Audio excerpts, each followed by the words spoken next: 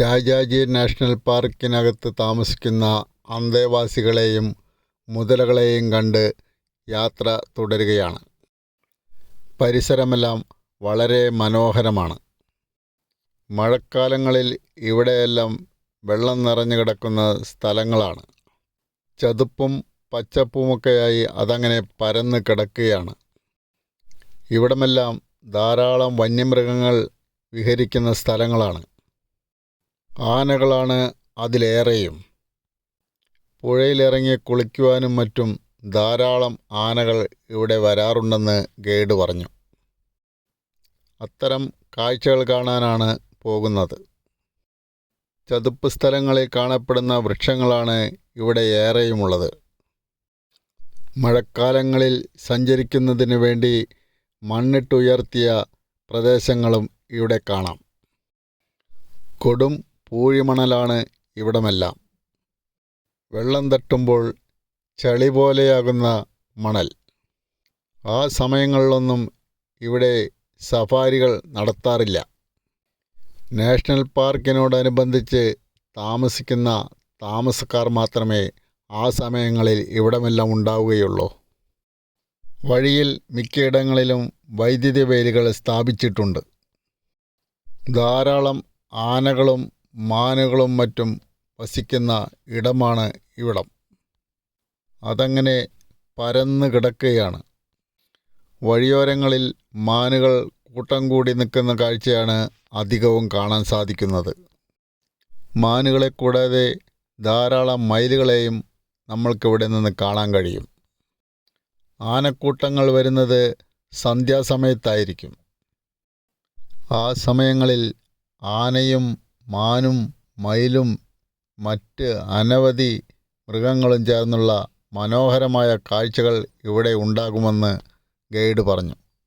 അത്തരം ഒരു കാഴ്ച കാണിക്കുവാനാണ് ഇദ്ദേഹം ഞങ്ങളെ അങ്ങോട്ട് കൊണ്ടുപോകുന്നത്. ഒരു പ്രദേശം മുഴുവൻ കാട്ടുമൃഗങ്ങൾ വിഹരിക്കുന്ന കാഴ്ച ഏതായാലും ആർക്കും ഇഷ്ടപ്പെടുന്നതായിരിക്കുമല്ലോ. വന്യമൃഗങ്ങളെ മാത്രമല്ല, ഇവിടുത്തെ പ്രകൃതിയെയും നമ്മൾക്ക് കണ്ട് ആസ്വദിക്കുക തന്നെ വേണം. അത്രയ്ക്കും നല്ല മനോഹരമായ പ്രകൃതിയാണ് ഇവിടമെല്ലാം. ഒഴിഞ്ഞ സ്ഥലമായതുകൊണ്ട് നമ്മൾക്ക് നേരിട്ട് മൃഗങ്ങളെയെല്ലാം ഇവിടെ നിന്ന് സുലഭമായി കാണാം. വനമാണെങ്കിലും ഇവിടെയൊന്നും വലിയ വൃക്ഷങ്ങളൊന്നുമില്ല. ഒരു നദിയും അതിൻ്റെ പരിസര പ്രദേശങ്ങളുമാണ്. അതിലേക്ക് വെള്ളം കുടിക്കുവാനും മറ്റും വരുന്ന മൃഗാദികളാണ് ഇവിടെ ഏറെയും. സന്ധ്യയാകുമ്പോഴായിരിക്കും എല്ലാ മൃഗങ്ങളും ഇവിടെ എത്തുക. ആയിരക്കണക്കിന് മൃഗങ്ങളുണ്ടാവുമെന്ന് ഗൈഡ് പറഞ്ഞു.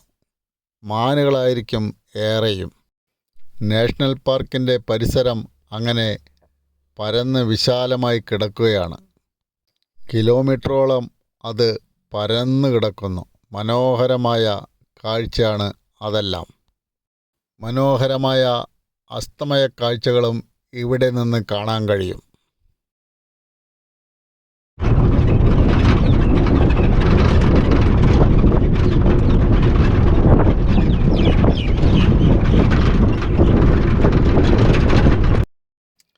സമയം ഏകദേശം സന്ധ്യയാകാറായി.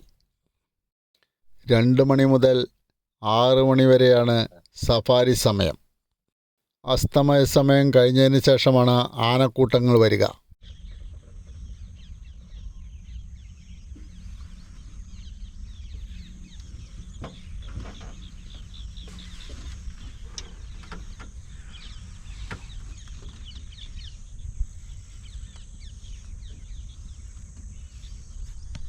പക്ഷികൾ ചേക്കേറുന്ന സമയമായതുകൊണ്ട് പക്ഷികളുടെ കലപില ശബ്ദമാണ് എവിടെയും.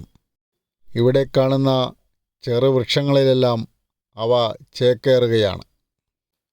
പലതരം പക്ഷികളുണ്ട്. തത്തകളാണ് അതിലേറെയും. കുറേ സമയം ഞങ്ങളിവിടെ കാത്തു നിന്നു. ആനക്കൂട്ടങ്ങൾ വരുന്നതും നോക്കി. സാധാരണ ഈ സമയത്തെല്ലാം ധാരാളം ആനക്കൂട്ടങ്ങൾ ഇറങ്ങി വരുന്ന കാഴ്ചയായിരിക്കും ഇവിടമെല്ലാമെന്ന് ഗൈഡ് പറഞ്ഞു.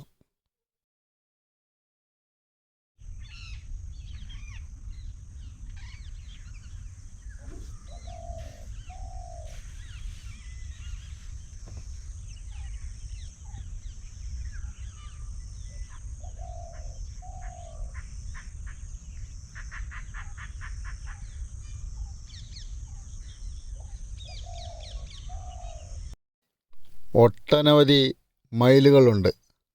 അവയങ്ങനെ ആനന്ദ നൃത്തം ചവിട്ടി ആഘോഷിക്കുകയാണ്. വളരെ മനോഹരമായ കാഴ്ച.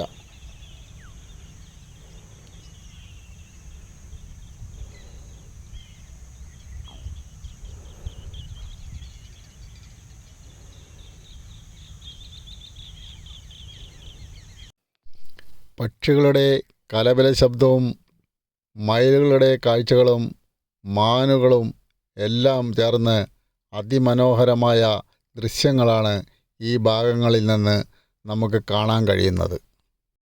പക്ഷേ ഇത്ര നേരം കാത്തിരുന്നിട്ടും ആനക്കൂട്ടങ്ങൾ താഴെയിറങ്ങി വരുന്നത് കാണാൻ ഞങ്ങൾക്ക് കഴിഞ്ഞില്ല. ഒരു സഫാരിയിൽ എല്ലാ മൃഗങ്ങളെയും ഒന്നിച്ച് കാണാൻ അവസരമുണ്ടാവുക എന്നുള്ളത് യാഥാർത്ഥ്യമല്ലെന്ന് നമ്മൾക്ക് മനസ്സിലായി. ഞങ്ങൾക്ക് അനുവദിച്ചിട്ടുള്ള സമയം കഴിഞ്ഞെങ്കിലും ഒരുപാട് നേരം ഗൈഡ് ഞങ്ങളുടെ കൂടെ സഹകരിച്ചു. വളരെയധികം സൗഹാർദ്ദപരമായാണ് ഗൈഡ് ഞങ്ങളോട് പെരുമാറിയത്. വഴിയിലെങ്ങും മറ്റുള്ള സഫാരി വാഹനങ്ങളൊന്നും കാണാൻ കഴിഞ്ഞില്ല. ഗൈഡ് ഞങ്ങളെ ഗേറ്റിനടുത്തേക്ക് കൊണ്ടുപോവുകയാണ്. അവിടെയാണ് ഞങ്ങൾക്ക് തിരിച്ചു പോകുവാനുള്ള ഓട്ടോറിക്ഷ തയ്യാറായി നിൽക്കുന്നത്. ഓട്ടോറിക്ഷയ്ക്ക് ഹരിദ്വാറിൽ നിന്ന് കൊണ്ടുവന്ന് കുണ്ടന്നാക്കുന്നതിന് 1200 രൂപയാണ് ചാർജെങ്കിലും 1000 രൂപയെ അദ്ദേഹം വാങ്ങിയുള്ളൂ. ഏകദേശം അങ്ങോട്ടും ഇങ്ങോട്ടും കൂടി 50 കിലോമീറ്ററോളം ദൂരമുണ്ട്. ഏതായാലും വളരെ മനോഹരമായ കാഴ്ചകളാണ് രാജാജി നാഷണൽ പാർക്ക് നമ്മൾക്ക് നൽകുന്നത്. മറ്റു നാഷണൽ പാർക്കുകളിൽ നിന്ന് നമുക്ക് ലഭിക്കുന്ന സഫാരിയേക്കാളും വളരെ തുച്ഛമായ നിരക്കിലാണ് ഇവിടുത്തെ സഫാരികൾ. അതുകൊണ്ട് തന്നെ ഈ സഫാരി നമ്മൾക്ക് വളരെയധികം ഇഷ്ടപ്പെടും.